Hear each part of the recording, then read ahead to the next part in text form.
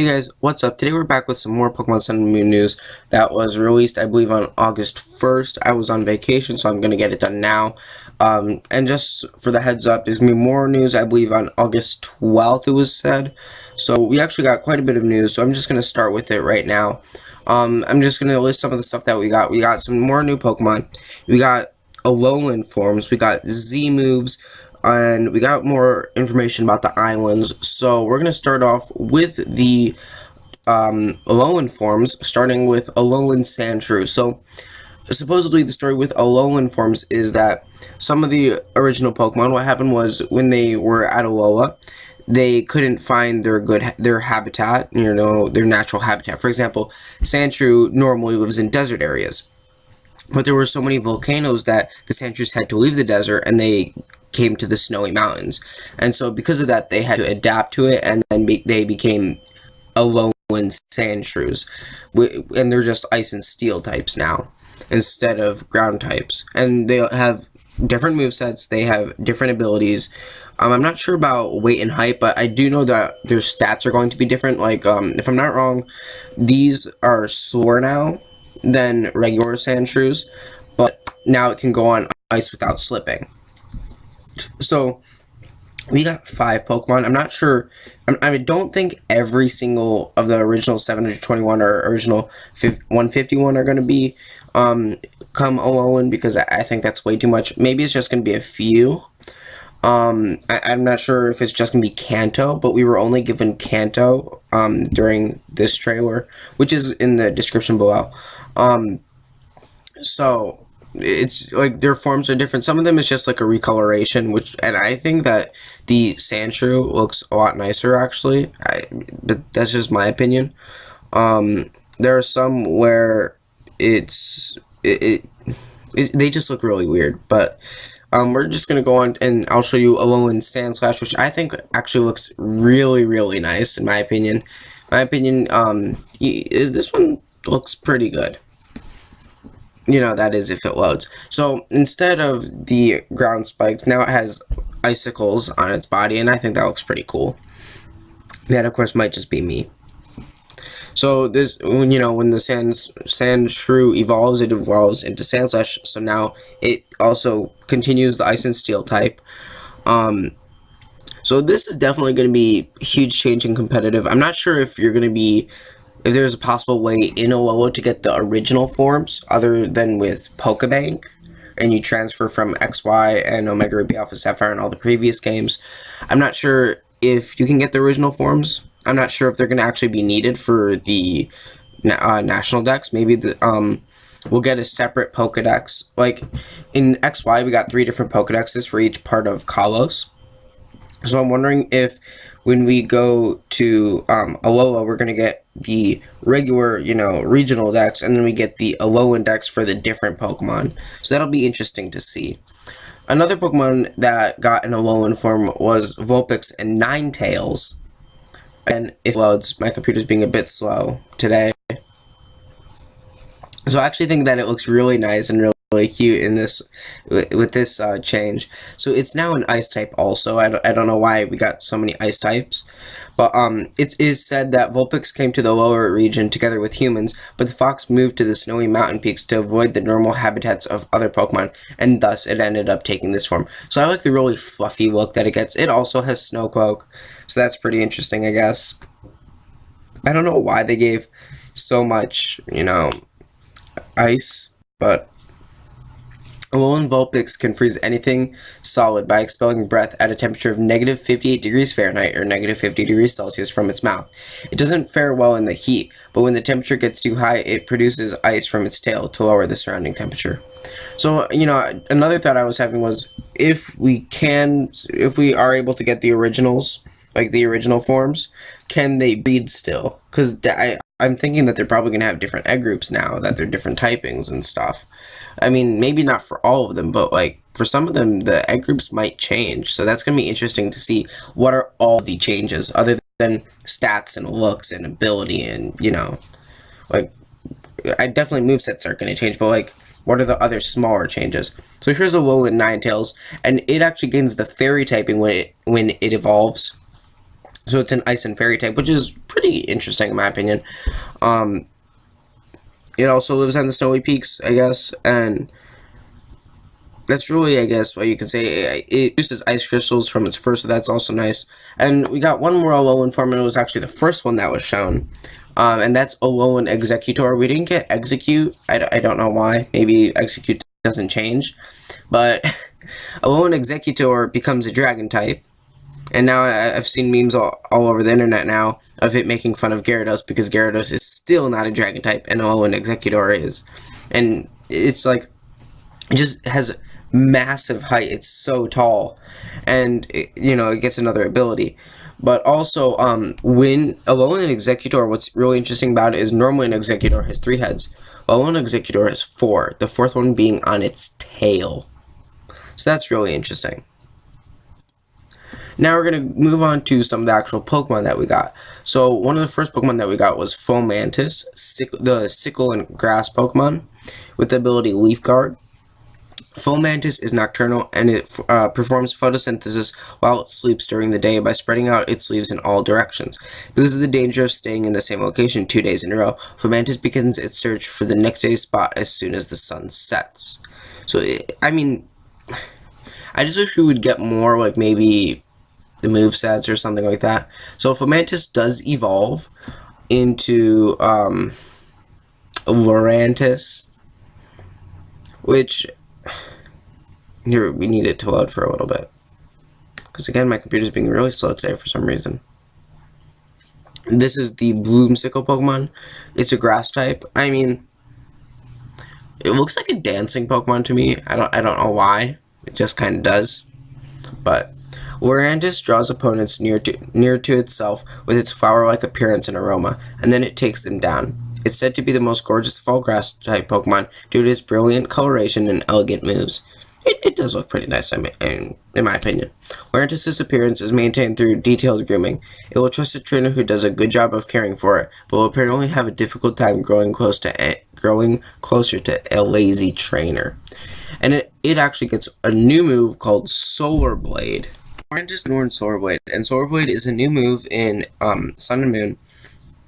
So, to put it simply, in my opinion, it's just another... It looks like it's going to be a physical version of Solar Beam, because on the first turn you have to charge, you have to get energy from the sun, and then the second turn you get to attack again. So that's what it looks like. And also, Lurantis is going to be the totem Pokemon of Lush Jungle, apparently, the site of an Akala Island trial. And so I'm going to be getting to that in a little bit. It was another thing that was revealed, and so I'll just get to that in a bit. But it will overwhelm trial goers. The powerful combos it unleashes with the Pokemon allies it calls. So I'm going to be getting to that in a little bit, because it might be, well, you guys will see in a minute. But first we need to talk about the other new Pokemon, one of which being Gumshoes. And Gumshoes is the evolution of Yungoose. You know, the Pokemon that had all those Donald Trump memes next to it? Well, I think Gumshoes has more of those now.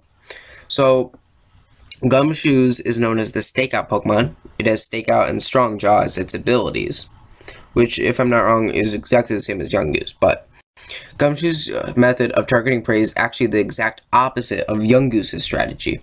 While Yungoose prowls around, Gumshoes stakes out its prey's usual routes and waits patiently for it to come by. So, I actually like the design of this Pokemon. I like how it's just like hands behind the back. Yep. Definitely listening. Don't care. Whatever. And so also this Pokemon's going to be another totem Pokemon that was already announced. But as I said earlier, we're going to get to that after we get through all these new Pokemon. And really, there's not too many more. It's just that we have 2 more Pokemon, but one of them has 4 different versions. So we'll get to that. That one's going to be after we get through Minior, the Meteor Pokemon, which... this one's really interesting. It has the ability Shields Down, and it's a rock flying type. Really, it's a very interesting, bizarre Pokemon. I don't really know what to say much about it, but so Meteors are formed in the stratosphere and live by absorbing the detritus around them. When they've consumed a large quantity of particles, their body becomes heavy and they fall toward the planet's surface. Meteor has a hard and heavy outer shell with a core inside it. The Meteor Pokemon seems to be made in such a way that if its shell breaks, it becomes lighter and can deal out quick attacks. When its shell breaks, the core in its center is revealed. You won't know what color will appear until this happens. And so far, we've only been shown 4 colors. I don't know if those are the only 4. There might be more colors, but I'm hoping that there's not too many, so it's not going to be the next Pavilion, you know, where we have to get, like, all 12 of them or whatever. And there's not going to be special events for them or something like that. But Meteor has the new Shield Down ability. And with Shields Down, it has excellent defensive capabilities as long as its shell's intact. It'll be protected from status conditions, but when its HP drops below half, its shell will break, and it will change to a form better suited for attacking. So, when I'm surprised, like, so really, I guess this Pokemon has the theme of pollution, I guess. Where I'm surprised it's around Alola, not Unova, because Unova's based off of New York. No offense to New York, but I'm just surprised about that. So I'm going to show you guys the 4 different colors. So here are the 4 different colors that we got to see. But apparently its colors depend on the color of the debris that it gets from the air. So the next Pokemon, it has 4 different forms. Or actually, sorry, we have to talk about another Pokemon before that. I'm skipping around way too much, but the next Pokemon, which I think is really good, is Mudbray. Mudbray is actually the first form of Mudsdale, which we got from the last trailer, and definitely one of my favorite Pokemon so far, next to Vikavolt from Alola. This Pokemon is the Donkey Pokemon, and it has own tempo and stamina. So I'm hoping that Mudbray evolves through happiness, just because, I don't know, I just want it to. That just is me, but Mudbray could be found all over the world, but it was overhunted and ended up on the verge of extinction. It's said that the Alola region is the only place in the world where Mudbray can still be found in the wild. And apparently Mudbray can load up to 50 times its own weight, and it loves playing in the mud. So it does evolve into one of the coolest Pokemon that we've seen so far in Alola, Mudsdale. So I'm gonna definitely have to catch one of these, you know. And now finally we can talk about the Pokemon with 4 forms. Sorry, I kept thinking it was earlier, but. And that Pokemon is Oricorio, and it has 4 different forms. So at first when it was announced, it just reminded me a lot of a cast form. But that's not how this Pokemon's going to work. It's not going to change by the weather or anything. Depending on which of the 4 islands that you catch it on, it's going to have a different style. So this Pokemon is somewhat of a dancer. And so this, I believe, is, to put it simply, this is Byleth style. And to me, it looks like Tango or Salsa or something like that, you know. So this Pokemon has the ability Dancer. And Byleth style is going to be a Fire Flying. Each of the styles have different typings, and that's going to be important for its special move. So Oricorio changes its form by sipping the nectar of certain flowers. Since it has 4 different forms, the same as the number of islands in Alola, it would seem that different Oricorio live on each of the islands. The Byleth style Oricorio is very passionate, and power fills its body when it dances. It sends downy fluff flying during its intense dances. By igniting this fluff, it can unleash a fiery dance attack. Oricorio has the new dance ability, and with it, it can, if another Pokemon in its field uses a dancing move, then Oricorio will be able to use the same dancing move immediately afterwards, thanks to his dancer ability. So what we saw was, I believe, a Masquerain used Quiver Dance in the trailer, and then immediately afterwards, Oricorio used Quiver Dance. So it's technically like a stat copier, but only for dance moves. So that does kind of limit it, though. And it gets a special move called Revelation Dance, and it's a move that only it can learn. And its type changes based on Oricorio's current style. So it's similar to Weather Ball, where it changes depending on the weather, but this is depending on Oricorio's different style. So it does have some competitive use. The next style, I believe, is going to be Pom Pom, which is, to put it short, cheerleader style. I like nicknamed each of them. So this is cheerleader style, and you can kind of see why, because it has pom-poms, you know. And what I like about this one, it's an electric and flying type. So, Zapdos, I'm looking at you. But the pom-pom style is very friendly towards people, and it uses dancing to encourage trainers who are feeling glum. When it dances, its feathers are charged with static electricity. It can attack with these charged feathers, and sometimes it unleashes a powerful electric shock. The next style is Pau style. I'm going to have to see it again to remember. I don't remember the names of the individual styles. This one is what I nicknamed Hula style, because you can kind of see why. It's like hula dancing. And it's a psychic and flying type. The Pau style Oricorio acts at its own pace, which sometimes makes it difficult to deal with. It sharpens its spirited moves through dance, which increases its psychic power. It said that this dance expresses its gratitude to the guardian deity Pokemon. And the last style is Sensu style, and I'm trying to think, but I can't remember which one that is. I believe this was the one that I didn't give a name actually to. But it looks like a kimono girl, kinda, with fans for feathers, and I mean, it kinda see it, and it's a ghost flying type. The Sensu style Oricorio is quiet and collected. By means of its dance, it gathers the spirits drifting about in the area and borrows their power to fight. People who migrated from Kanto feel a great liking for this Pokemon because it reminds them of their homeland. So that's really it for the new Pokemon. Next, we're going to talk about the Right of the Island challenge. And so, on each island, there are different challenges and different trainers there. And so, one aspect of the unique culture that has developed in the Alola region is the Island Challenge, an adventurous rite that involves traveling through each of the 4 islands. This event helps young people grow into fine Pokemon trainers. As the main character of Pokemon Sun and Moon, you yourself are destined to attempt the island challenges. So far, by the looks of it, a lot of people are afraid that there's not going to be gyms in this game, but instead there's only going to be the island challenges. Who knows that there's still going to be an Elite Four? Probably there will be, but it's going to be a little bit different. But everyone, you know, is, because we're all so used to gyms, we're really afraid of this in a way. But so each of the islands have a different island challenge, and so there are 4 different trainers. So one of them is going to be that forest that we saw earlier. And so you just have to do all these different tasks by the looks of it. So there are 4 different trainers.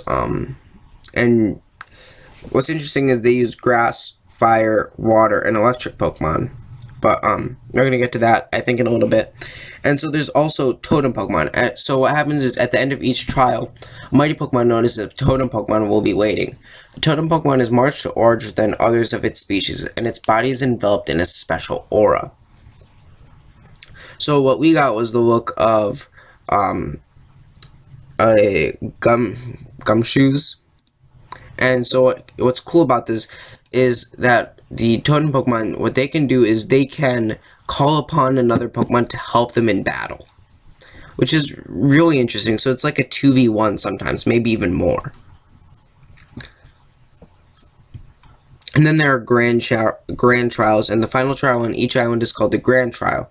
It is a Pokemon battle against the Kahuna who leads that island. If a trial goer succeeds in clearing the Grand Trial, he or she will be publicly recognized as having cleared all of the island's trials and can move on to the next island. So maybe it's going to be like, I mean, it could work. Instead of gyms, you have the regular trial and then the Grand Trial, but it's definitely going to be something that we're going to have to get used to first. And so another thing that we got was Poke Riding, in a way. I guess it's called Poke Ride, where you can just call upon Pokemon and then ride them, which is definitely something we've all wanted for a while, and we somewhat got an X and Y.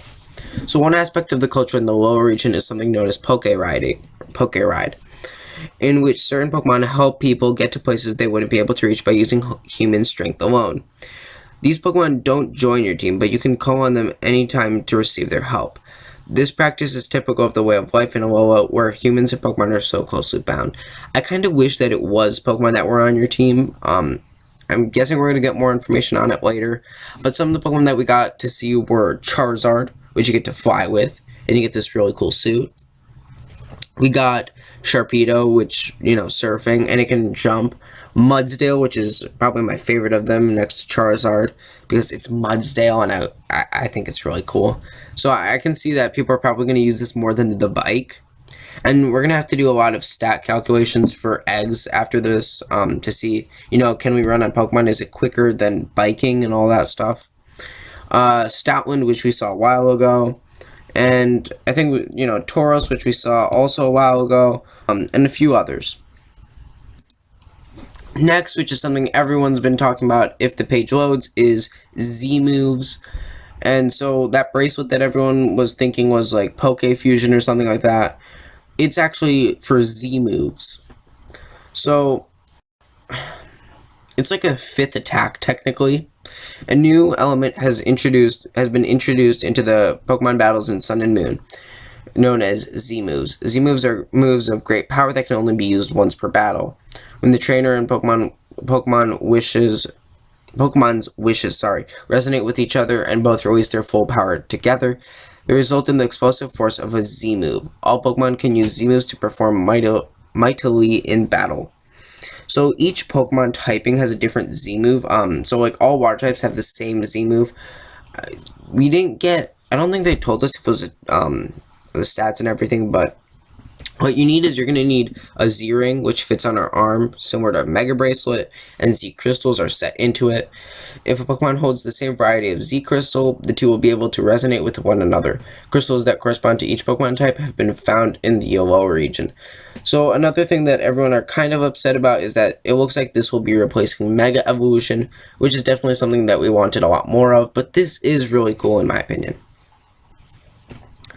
So we only saw so far 4 of the Z moves, and what's interesting is by the looks of it, depending on what type of move that you're using, you have a special pose, or maybe you get to change it in the game, which I would love to do, change your Z move. So when you do Wi-Fi battles, not everyone has the same, movement, but you get surrounded with Z power, and then electric types get Gigavolt Havoc.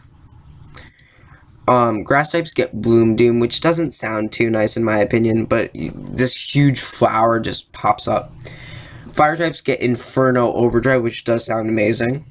And water types get Hydro Vortex. So, those were the 4 that we got.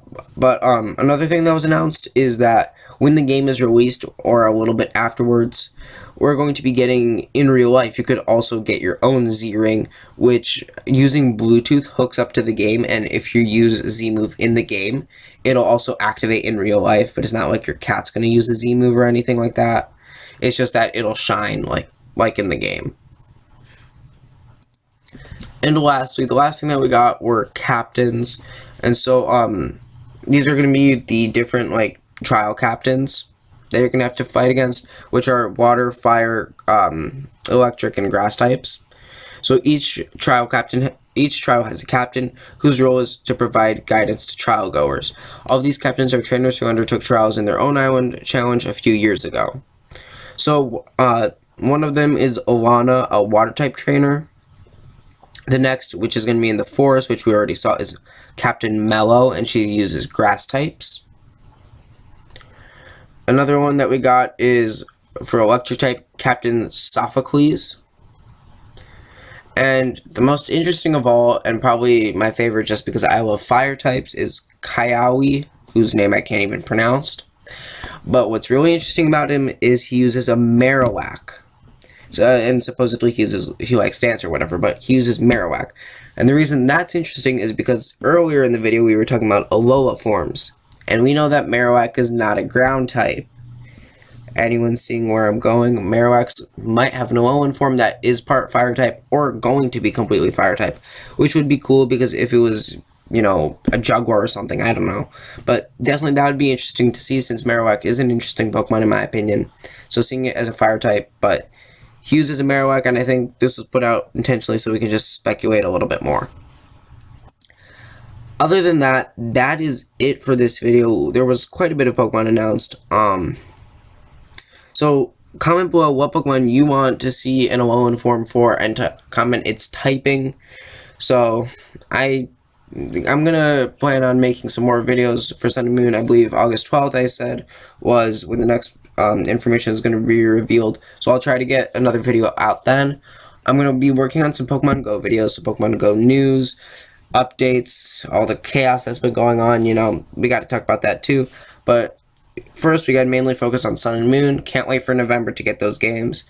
But until then, see you guys all next time.